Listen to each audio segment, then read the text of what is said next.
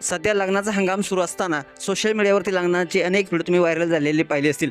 यामध्ये कधी डान्सचे तर गाणे किंवा प्रथा किंवा नवरनवरीचे खास क्षण सोशल मीडियावरती चांगलेच व्हायरल होत असतात।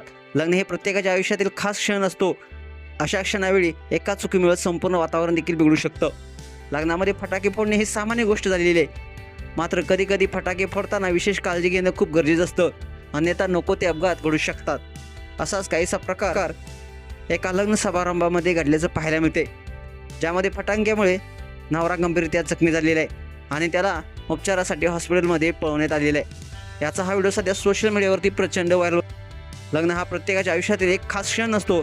लहानपणापासूनच प्रत्येकजण आपल्या लग्नाचा दिवस कसा असावा यापासून ते अशा असंख्य गोष्टीचं स्वप्न रंगवत असतो।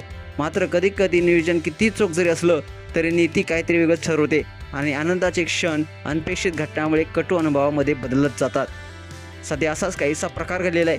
नवविवाहित जोडप्याने त्यांच्या लग्नामध्ये फोटोशूटसाठी एका आकर्षक गोष्टीची निवड केली, मात्र या गोष्टीनं नवरदेवाला थेट रुग्णालयात दाखल करण्याची वेळ आणली, ज्यात त्याने फोटो खास येण्यासाठी रंगीबेरंगी धूरबॉम्ब आणि फटाके वापरण्याचा निर्णय घेतला। मात्र फोटोशूट करत असताना अचानक रंगीबेरंगी धूरबॉम्ब जोरदारपणे फुटला आणि थेट नवरदेवाच्या डोक्यात येऊन फुटला। यामध्ये नवरदेव गंभीररित्या जखमी झाला। सर्व प्रकार हा कॅमेरामध्ये कैद झालेला आहे।